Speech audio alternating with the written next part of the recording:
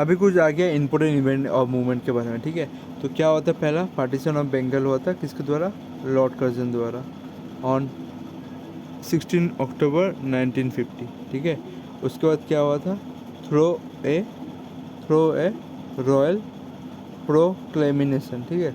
Royal प्रोक्लेमिनेशन क्या है, royal proclamation मतलब है आपका ये, मतलब ऑफिशियली घोषणा करना, ठीक है। Royal throw a royal proclamation that is reducing the political influence in Bengal, ठीक है। पॉलिटिकल इन्फ्लुएंस कम होगा बंगाल में। The the Indian National Congress support the swadeshi and boycott the movement of Bengal, जो ये हो रहा था बंगाल में तोड़ा जा रहा था उसको बॉयकट किया और स्वदेशी मूवमेंट को बोला अपना। इन 1913 सर बोल क्या है, ये सर 1913 क्या होता, Ghadar party was form by the किसके द्वारा, Lala Hardayal, Taraknath Das and Sohan Singh Bhakna at San Francisco. ये भी इम्पोर्टेंट बात है, ठीक है। आपका ये गद्दार पार्टी कब और कहाँ फॉर्म हुआ था ये पूछा जाता है, तो याद रखना किसके द्वारा फंड ढूंढा गया था, लाला हरदयाल, सोहन सिंह भकना और तारकनाथ दास इन 1930। ये डेट तो पूछे ही जाता है, ठीक है। 1930 कहाँ पर, सैन फ्रांसिस्को यूएसए का, ठीक है। फिर आपको ये याद रखना है 1919 क्या होता है, home rule movement was started by बाल गंगाधर तिलक एट पुन एट पूना, ठीक है। पूना में शुरू किया था किसने, सेल्फ ये होम रूल मूवमेंट किसने स्टार्ट किया था, कहाँ पर, किस पूना में किसने स्टार्ट किया था, बोलो, पूना में किसने स्टार्ट किया था होम रूल मूवमेंट को, वो स्टार्ट करने वाला था ना, देखो। और मद्रास में स्टार्ट करने वाला कौन था, मद्रास में स्टार्ट करने वाला कौन था, एनी बेसेंट, ठीक है। Annie Besant self movement start कहाँ पर किया था, मद्रास में। तो ये पूछा जाता है, पूछाएगा पुणे में किसने स्टार्ट किया था, तो पुणे से उनका बड़ा जगह था, और मरवाड़ी कौन था, बाल गंगाधर तिलक, ठीक है, आपका मराठी, ठीक है। तो याद रख लेना ऐसे। और महाराष्ट्र में किसने किया, महाराष्ट्र चेन्नई में हो गया, ठीक है। चेन्नई में कौन था आपका, ये एनी बेसेंट ने स्टार्ट किया था against the British empire. During this movement Bal Gangadhar Tilak rise the slogan of Swaraj is my birth right and I shall have it, ठीक है। तो पूछा जाएगा कि Swaraj is my birth right ये कब और किस समय दिया गया था, आपको याद रखना है। ये आपका सेल्फ रेस्पेक्ट मूवमेंट में दिया गया था, सेल्फ रेस्पेक्ट मूवमेंट, सॉरी क्या मैं बोल रहा हूँ, होम रूल मूवमेंट में दिया गया था, ठीक है। सेल्फ रेस्पेक्ट मूवमेंट तो दूसरा ही है, स्वामी शायद था। हाँ, होम रूल मूवमेंट के समय ये आपका भाषण दिया गया था, कौन दिया था, बाल गंगाधर तिलक ने दिया था। एक चीज़ मैं बोलना चाहूँगा, जो मद्रास में था ना, वो दो जन के साथ हुआ था, किसके साथ, एनी बसंत और एस सुब्रमण्यम, ये भी पूछा गया, एस सुब्रमण्यम, ठीक है। ये आपको याद रखना है। फॉर किसके लिए, सेल्फ गवर्नमेंट फॉर इंडिया, ठीक है। सेल्फ गवर्नमेंट फॉर इंडिया मतलब होम रूल लीग, ठीक है। इसको और एक नाम से बुलाया जाता है, सेल्फ गवर्नमेंट फॉर इंडिया मतलब होम रूल लीग, वही आपका मतलब घर के अंदर रूल करना है, रूल कानून ये सब करना है घर के अंदर ही, वही सेल्फ गवर्नमेंट फॉर इंडिया, यही at British government, at British empire, ठीक है, in the British empire. During the movement Bal Gangadhar Tilak rise दी, ये तो मैंने बोला है। फिर आपका रेनॉल्ड एक्ट, आपका तो बहुत इंपॉर्टेंट है, 1919 वाला। इसमें क्या होता है, Rowlatt act was passed in 1990। This give the power of British government to arrest and imprison and suspect without trial.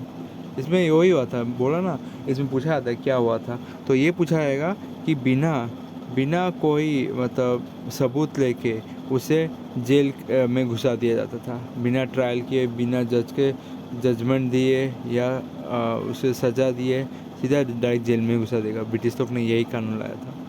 फिर आपका आता है ज्वाला बाग, ये तो बहुत इंपॉर्टेंट है। ज्वाला बाग मैसेकर वाज हैपेंड इन 1919 30 अप्रैल, वो उस समय का था, ठीक है, जब वो पंजाब में वो होता था, लोहरी ना क्या होता है वो लोहड़ी के समय अमृतसर में हुआ था। ये भी पूछा था कहाँ पर हुआ था, अमृतसर में। एंड जनरल ओडायर फायर, मतलब जनरल ओडायर ने फायर का ऑर्डर दिया था एट द इनिशियन पीपल के ऊपर फायर का ऑर्डर दिया था, ठीक है, जनरल डायर ने। फिर आता है आपका ये हंटर कमीशन। हंटर कमीशन किस लिए बनाया गया था? Hunter Commission was appointed to the inquiry of Jwalabagh massacre, ठीक है। ज्वालाबाग मैसेकर के लिए हंटर कमीशन बनाया गया था, ठीक है। और रविंद्रनाथ टैगोर जो था, क्या हुआ था, रविंद्रनाथ टैगोर को पूछा जाता है, क्वेश्चन पूछा जाता है, रविंद्रनाथ टैगोर ने अपना टाइटल, कौन सा टाइटल दिया था उसको? नाइटहुड का टाइटल दिया था, ठीक है। तो ये टाइटल उसने रिटर्न कर दिया था कि ब्रिटिशर को, क्योंकि ज्वालाबाग का जो कर्ण देख के, मैसेकर देख के उन्होंने ये टाइटल दे दिया था, ठीक है। बहुत कुछ टाइटल था। और एक जन का टाइटल था, गुरु का टाइटल किसने दिया था? हाँ, ये भी पूछता है। महात्मा गांधी को महात्मा का टाइटल किसने दिया था? ये सब पूछा जाता है। मैं रुकिए एक एक करके मैं निकाल देता हूँ। हंटर कमीशन, ये याद रखना, हंटर कमीशन किसके लिए बैठाया गया था? ज्वालाबाग का इन्वेस्टिगेशन करने के लिए, इंक्वायरी करने के लिए। और रविंद्रनाथ टैगोर ने इसके बाद ही इसे लौटा दिया था अपना टाइटल। कौन सा टाइटल? नाइटहुड का टाइटल। देखिए, रविंद्रनाथ टैगोर को गुरु का टाइटल किसने दिया था? महात्मा गांधी ने दिया था, ठीक है। पर इंडियन एक्सप्रेस 2016 का जो था ना, एक्चुअली जब आपको ऑप्शन में देखने को मिला, महात्मा गांधी देखने को मिलेगा, पर इंडियन एक्सप्रेस ने, मतलब इंडियन एक्सप्रेस के टाइम्स ऑफ इंडिया ने बोला है कि ब्रह्मवाध्याय उपाध्याय, ठीक है, ब्रह्मवाध्याय उपाध्याय उसने किया था। और गांधी जी ने ये टाइटल दिया था। बोला जाता है गांधी जी ने जब ऑटोग्राफी अपना लिख रहा था, तब उसने रविंद्रनाथ टैगोर को गुरुदेव करके बुलाया था, ठीक है। और आपको ये साथ साथ याद रखना है कि रविंद्रनाथ टैगोर को क्या नाम से बुलाया जाता है? गुरुदेव, कवि गुरु और विश्व कवि, ये नाम से बुलाया जाता है, ठीक है। देखो अभी क्या आपको क्वेश्चन पूछा रहा है, who called Gandhi ji as a Mahatma? Mahatma जो नाम दिया था गांधी जी को किसने दिया था? ये रविंद्रनाथ टैगोर ने दिया था। रविंद्रनाथ टैगोर ने इसे महात्मा दिया था। और साथ साथ में फादर ऑफ द नेशन, ठीक है, फादर ऑफ द नेशन और महात्मा का टाइटल, दोनों टाइटल किसने दिया था? रविंद्रनाथ टैगोर ने दिया था। और अभी बापू का टाइटल किसने दिया था? महात्मा गांधी को। Who give the title of Bapu to the Gandhi ji? किसने दिया था? ये देने वाला था कौन? Subhash Chandra Bose. This title was given addressing through the Singapore radio के बोलते समय इसने दिया था, ठीक है। तो बापू का टाइटल याद रखना। फादर ऑफ द नेशन किसने बोला था? फादर ऑफ नेशन बोला था रविंद्रनाथ टैगोर ने। और महात्मा का भी टाइटल किसने दिया था? रविंद्रनाथ टैगोर ने। पर बापू बोल के किसने बुलाया था? ये सुभाष चंद्र बोस ने बोला था, ठीक है। ये जो क्वेश्चन देख पा रहे ना, इसमें मेरा भी कन्फ्यूजन था, पर मैंने रविंद्रनाथ टैगोर बोल दिया था। एक्चुअली जितना मैंने अभी तक पढ़ा ना, फादर ऑफ द नेशन किसने बुलाया था, वो बुलाने वाला कौन था? सुभाष चंद्र बोस था। ये क्वेश्चन देख पा रहे हैं ना, कौन बुलाने वाला था? सुभाष चंद्र बोस एक्चुअली में था। जितना मैंने आपने कॉम्पिटिशन दिया है उसमें सारा यही मेरे को आंसर राइट मिला है। तो तुम यह याद रखना बस, महात्मा का टाइटल किसने दिया था? रविंद्रनाथ टैगोर ने। फादर ऑफ द नेशन और बापू का टाइटल किसने दिया था? ये सुभाष चंद्र बोस ने दिया था, ठीक है, ये याद रखना। और गांधी जी को मारा कब गया था? 1948, आज़ादी का 1 साल बाद, जनवरी को 1930 को, ठीक है, याद रखना ये सब। इसीलिए 30 जनवरी को क्या मनाया जाता है? मार्टर्स डे मनाया जाता है, क्योंकि उस दिन गांधी जी को मारा गया था। तो मार्टर्स डे कब मनाया जाता है? आपका 30 जनवरी को, क्योंकि गांधी जी को मारा गया था इसलिए। फिर आपका पॉइंट जो आता है, देखा ना, ये क्या है? सरदार उधम सिंह किल दी जनरल ओडायर। और उसने जो लंदन गया था ना, लंदन में जाके जनरल ओडायर को मारा था गोली मार के। अब आ जाता है खलीफा मूवमेंट, ये भी पूछा जाता है, ठीक है। इसमें इंपॉर्टेंट ये पूछा जाएगा, अली ब्रदर्स तो आपको पता रहता है, पर उन लोगों का कभी कभी ऑप्शन में नाम चेंज करके दिया जाएगा, तो आपको याद भी रखना ही है। MA और SA, ठीक है, ऐसे याद रखना, MA SA, ठीक है। MA से मास्टर ऑफ आर्ट्स, SA से क्या हुआ? साउथ अफ्रीका, ऐसे याद रखना। मोहम्मद अली और शौकत अली, ये 2 नाम पूछा जाता है। मोहम्मद और शौकत अली दे के खेल खेला जाता है आपके साथ, ठीक है। तो ये वाला याद रखना। फिर आपके साथ आता है 7वां पॉइंट कौन सा है, non cooperation movement. Non cooperation movement मतलब आपका Congress pass the resolution in its Calcutta session in September 1920. It was the mass-based political movement, ठीक है। मतलब सपोर्ट नहीं करने वाला अभी, ये बोलना चाह रहा है, ठीक है। अंदर थी गांधी जी, ठीक है, गांधी जी के अंदर। फिर but a mob of people at Chauri Chaura, ठीक है, नियर गोरखपुर वाज क्लैश, जिसके अंदर वो लोग ने एक पुलिस स्टेशन को बंद कर दिया और 22 police person in 1922 that was Gandhi ji called off the movement, ठीक है। पुलिस स्टेशन के साथ 22 पुलिसमैन को जला दिया था, ठीक है, पब्लिक में। उसके बाद ये non cooperation movement Gandhi ji ने छोड़ दिया था। और पूछा आएगा सबसे इम्पोर्टेंट पूछा है कि आपका नॉन कोऑपरेशन जो मूवमेंट था वो कौन सा सेशन में डिसाइड किया गया, नॉन कोऑपरेशन मूवमेंट अभी स्टार्ट किया जाएगा।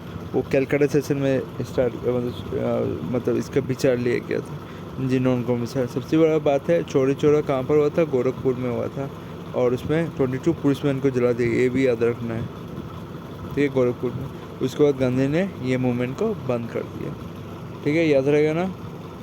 देखो अभी ये 8 नंबर कौन सा है, साइमन कमीशन। साइमन कमीशन में क्या लिखा हुआ है, in 1927 Simon commission came to the India, ठीक है।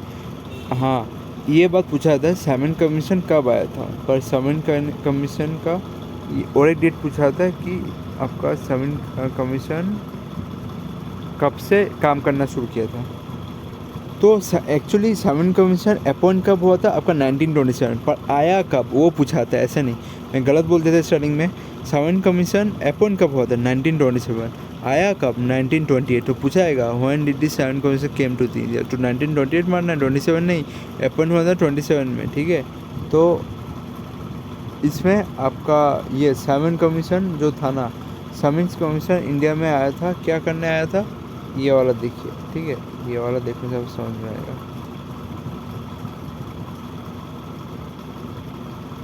देखो साइमन कमीशन इसलिए आया था इंडिया में, क्या कराया था, 7 मेंबरों का ग्रुप था जो कि इंडिया में आया था स्टडी करने के लिए। क्या ड्रॉबैक मतलब आपका डिसएडवांटेज, जो उनका खराबी था, जो रिफॉर्म्स लाया था in between most dominion important dominion, मतलब ब्रिटिश क्या करते थे, अपना कंट्रोल में बंगाल मद्रास ये सब रखते थे ना, उसके अंदर उन लोग का जो रिफॉर्म लाया है वो उन लोग के लिए क्या खराबी लेके आ रहा था, उसको स्टडी करने के लिए ये साइमन कमीशन भेजा गया था। तो साइमन कमीशन के बारे में पढ़ने के लिए अभी साइमन कमीशन का विरोध करने वाला भी बहुत आदमी हुआ था, ठीक है। आपका जैसे इधर देखिए क्या लिखा हुआ है, but it reject by the people ने रिजेक्ट कर दिया। जो ये क्यों स्टडी करेगा, क्योंकि इसमें कोई इंडियन ही नहीं है, नो इंडियन मेंबर इसके अंदर ग्रुप में। वो ब्रिटिश लोग अपना कानून को देखने के लिए बस उनके आदमी को भेजेंगे, नहीं, ऐसा नहीं होगा, इसलिए उसने रिजेक्ट कर दिया इंडियन पीपुल ने।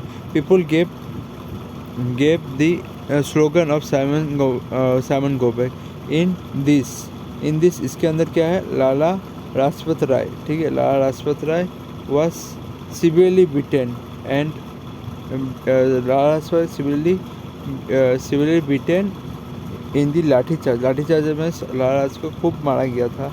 And later come to death, मतलब लाला लाजपत का मृत्यु कैसे हुआ अगर पूछा जा सकता है आपसे, उसका मृत्यु जो हुआ ना, ये क्वेश्चन पूछा था, कभी कभी देखने को मिलेगा ज़रूर। लाला लाजपत का मृत्यु कैसे हुआ था, लाला लाजपत का मृत्यु जो साइमन कमीशन का गो बैक का नारा देते समय उसके मुंडी पे मार दिया गया था लाठी से, जो चार्ज हो रहा था, तो उसके बाद लाला लाजपत राय मारा गया था, ठीक है। और ये जो साइमन कमीशन का जो था ना, ये कहाँ पर हो रहा था, लाहौर में, याद रखना, लाहौर में। ये नारा जब दे रहा था ना साइमन गो बैक, ये लाहौर पे हो रहा था। कब 1928 जब आपको साइमन कमीशन आया था, कब आया था, 17 नवंबर को।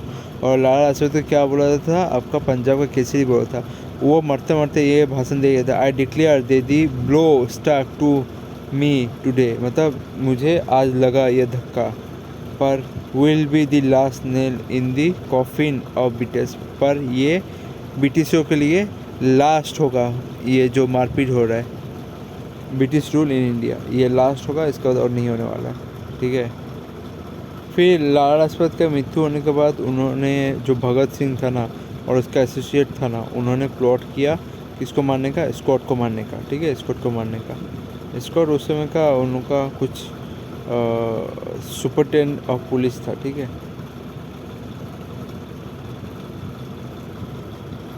ये देखा ना, ये क्वेश्चन पूछेगा लाला लाजपत राय का डेथ किससे रिलेटेड है, तो आपको याद है ना, साइमन कमीशन से रिलेटेड है।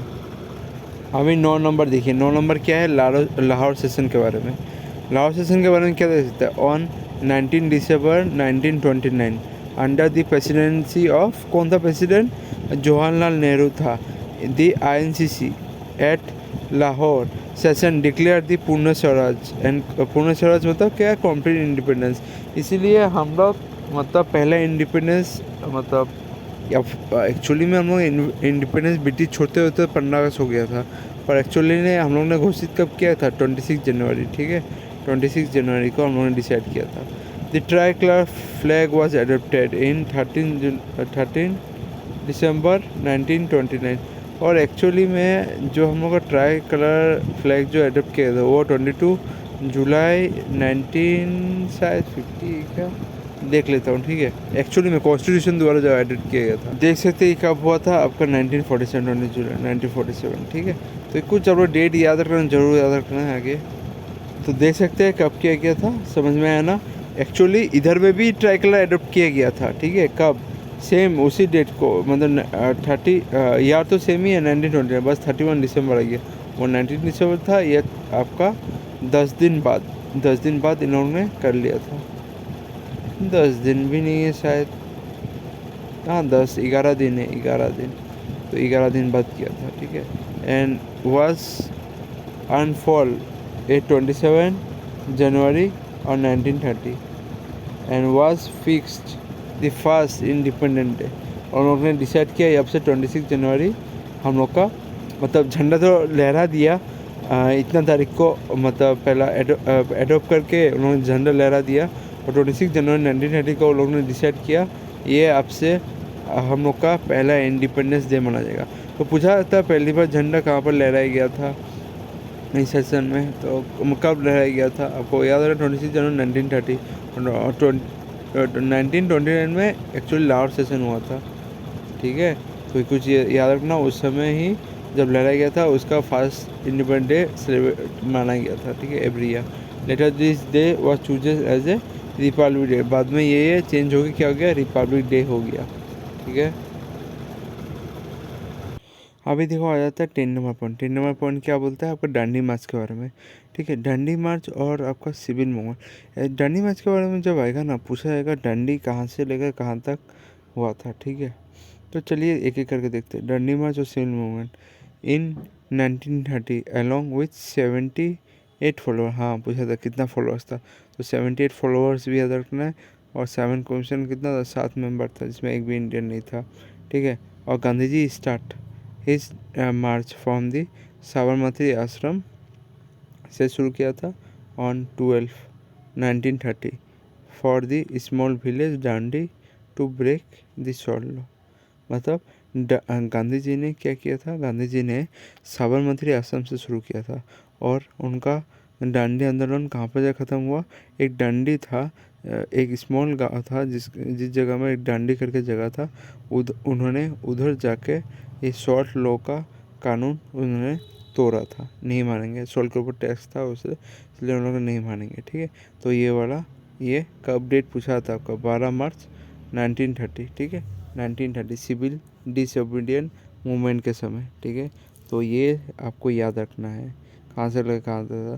द मार्च स्पैम मतलब ये जो चला गया था, ये मार्च कितना दूर तक हुआ था आपका, 240 माइल्स पूछा जाता है, ठीक है, कितना माइल्स तक होता है, 240 माइल्स, जिसका आपको किलोमीटर अगर कन्वर्ट कर दो कितना होगा, 390 किलोमीटर, ठीक है, 390 किलोमीटर। इन दोनों में से कोई एक ज़्यादातर आपको किलोमीटर वाला याद कर लो, 390 किलोमीटर इन 24 डेज, तो ज़्यादा से ज़्यादा 24 डेज लगा उसे ये वाला प्रोटेस्ट चलाने के लिए, और मतलब साबरमती आश्रम से इनका डांडी में जाके तोड़ने वाला काम ये कितना दिन तक रहा, ये आपका 24 दिन, पूरा इंपॉर्टेंट क्वेश्चन पूछाएगा जो 24 दिन, ठीक है।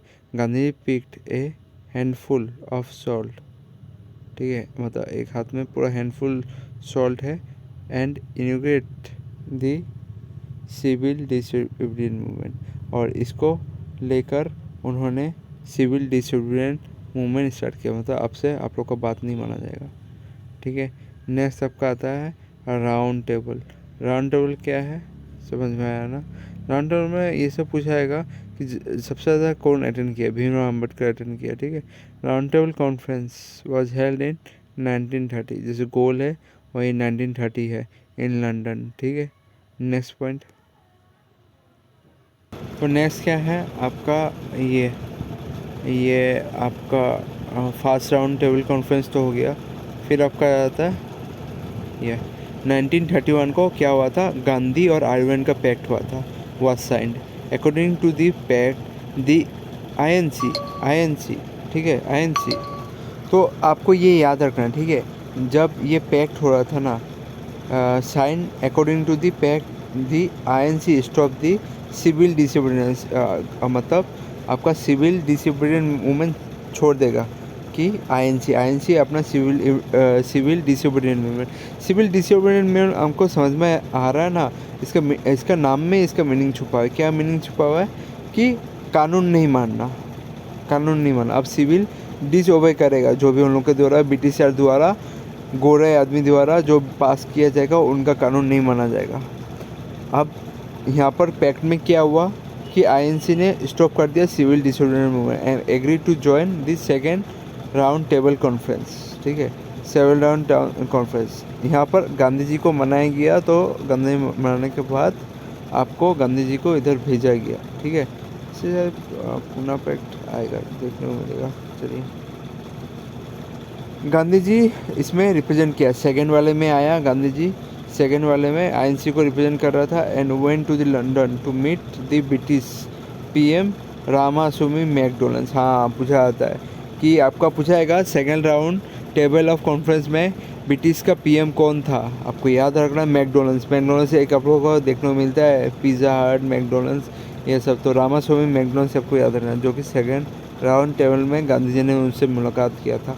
और आज़ादी के समय ब्रिटिश का पीएम कौन था बोलिए, कौन, आप लोग दे सकते हो कौन था उस समय आपका था सीमेंट एटली, ठीक है, सीमेंट रिचर्ड एटली, यही उस समय आज़ादी के समय था। नेक्स्ट आपका क्या है, ये पढ़ने से पहले, थर्ड टेबल कॉन्फ्रेंस पढ़ने से पहले मैं एक कराची सेशन के बारे में बोलूँगा। कराची सेशन जो था ना, कराची सेशन प्रिसाइड किसके द्वारा किया जाता है, उसमें प्रेसिडेंट कौन था कांग्रेस का, वो था सरदार वल्लभ भाई पटेल। याद रखना, ये बहुत इम्पोर्टेंट है। और साथ साथ में उसमें एक ड्राफ्ट बनाया गया था, क्या, फंडामेंटल राइट के बारे में, इकोनॉमिक प्रोग्राम। ये बनाने वाला कौन था, पंडित जवाहरलाल नेहरू ने बनाया था 1931 को, ठीक है, 1931 को हुआ था। इस सेशन का 6 दिन पहले आपका भगत सिंह, राजगुरु और सुखदेव को मतलब लटका दिया गया था, फांसी दे दी गया था, ठीक है। तो उसके बाद ही ये सेशन हुआ। इस सेशन में आपका ये इम्पोर्टेंट है, सरदार वल्लभ भाई पटेल को याद रखना प्रेसिडेंट था। और साथ साथ में ये आपका फंडामेंटल राइट किसने ड्राफ्ट किया था, किसने ये लिखा था, ये आपको पंडित जवाहरलाल नेहरू ने लिखा था, ये भी आपको याद रखना जरूरी है, ठीक है। और साथ साथ में गांधी जी मान गया था कि सेकेंड राउंड टेबल कॉन्फ्रेंस को अटेंड करने के लिए, रिप्रेजेंट करने के लिए। अच्छा, मैं इतना समझ से बोल रहा हूँ राउंड टेबल कॉन्फ्रेंस।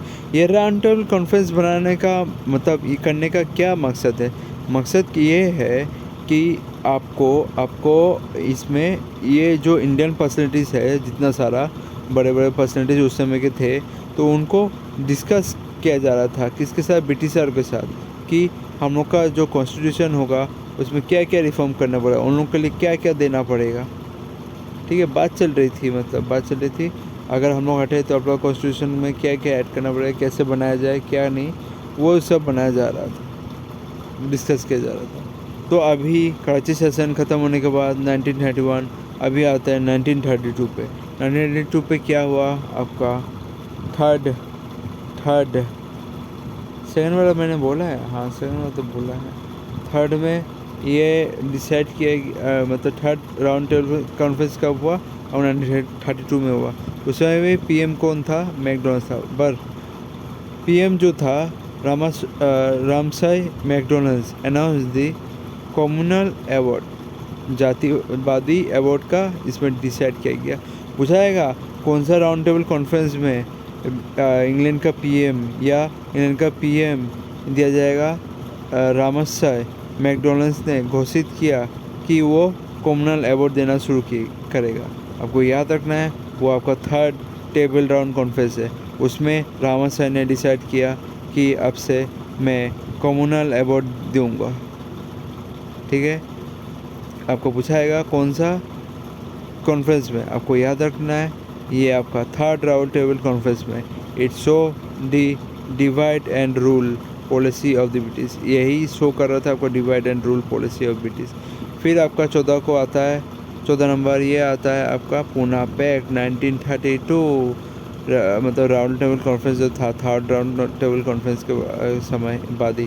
ठीक है, पूना पैक्ट जो है 1932 याद रखना, ये थर्ड राउंड टेबल कॉन्फ्रेंस के बाद ही। इसमें क्या हुआ आपका, जो भीमराव अम्बेडकर है ना वो गांधी जी को मनाने चल दिए थे। कहाँ? गांधी उस समय जेल में बंद था, उनको मनाने के लिए चल दिए गए थे कि गांधी जी मतलब अड़ गए थे कि SC ST को ये सब दो, ठीक है, रिजर्वेशन दो जरूरी। तो देख सकते हो उस समय गांधी जी कौन सा जेल में बंद था? यारवदा जेल, ठीक है, यारवदा जेल सेंट्रल जेल में बंद था। ठीक है, तो उसमें मिलने गए थे इन दोनों। मिलने के बाद ये डिसाइड क्या किया कि अब से जो डिप्रेस क्लास है उनको रिजर्वेशन दिया। डिप्रेस क्लास मतलब SC ST को रिजर्वेशन दिया गया। और ये आपका महात्मा गांधी और भीमराव अम्बेडकर के बीच ये हुआ था जब कॉन्स्टिट्यूशन बनाना के लिए तैयारी हो गया था। ठीक है, लगभग। और फिर अगस्त ऑफर आता है। अगस्त ऑफर क्या है ये पहले जान लो। देखिए अगस्त ऑफर जो था ना ये कहाँ पर हुआ? शिमला में हेल्ड हुआ। ठीक है, और उस समय का लॉर्ड कौन था? लॉर्ड लेट जिसके समय क्विट इंडिया मूवमेंट हुआ था। ठीक है, क्विट इंडिया में गो मैं बोला था, गो होने से क्या था? भाग जाओ, मतलब क्विट करो तुम। ठीक है, तो इसमें हुआ था अर्लियर ऑन अगस्त 1940 में क्या हुआ था? Battle of Britain, the viceroy earlier in the battle of Britain the viceroy और Linlithgow made the so called August offer. मतलब उस समय हम लोग को वर्ल्ड वॉर 2 में भी शामिल करना था, तो हम लोग का लगभग कुछ मान लिया गया था, मांगने के लिए वो लोग रेडी था। ठीक है, fresh proposal to promise the expansion of executive council which include more Indian, मतलब ज़्यादा इंडियन को उसका एग्जीक्यूटिव काउंसिल में जगह दिया जाए। एग्जीक्यूटिव काउंसिल समझ में आ रहा है ना? न्यायपालिका चलाने वाला मतलब होता है जैसे आजकल का मंत्री होता है, ओके, एग्जीक्यूटिव काउंसिल का मेंबर होता है। तो ठीक है, and establish the advisory war council. ठीक है, and give the more weightage to the minority, जो बोलेंगे उनका जात को बढ़ाने के लिए उसमें उन लोग को वोटेज दिया जाएगा, पत्ता दिया जाएगा। ठीक है, तो ये कुछ आप लोग को जानना जरूरी था। फिर आपका सिप्रस मिशन तो पता ही है, वो क्विट इंडिया मूवमेंट के लिए, मतलब सिप्रस मिशन एक्चुअली आया था मतलब पूरा प्रॉपरली इंडियनों को शामिल करने के लिए। ये वर्ल्ड वॉर 2 में हिटलर किया। ठीक है, तो इसके लिए उसको पूरा मतलब बुलाया गया था सिप्रस मिशन को। Cyprus mission stand for Cyprus.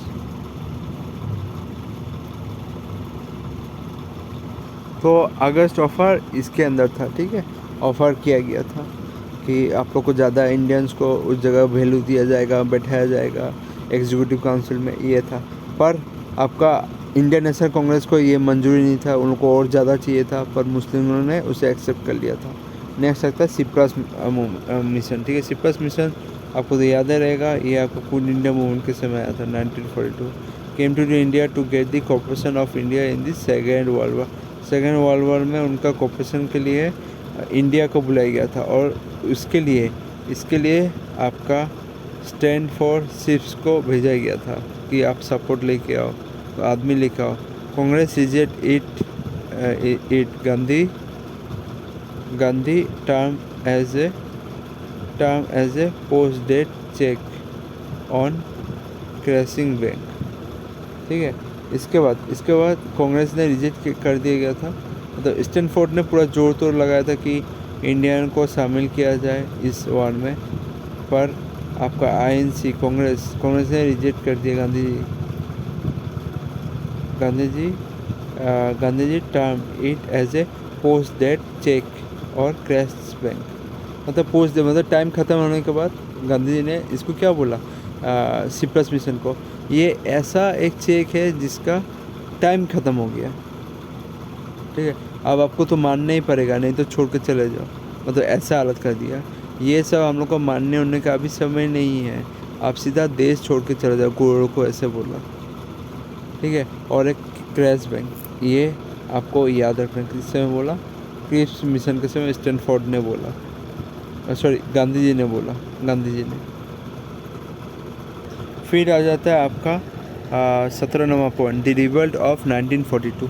1942 में क्या हुआ था,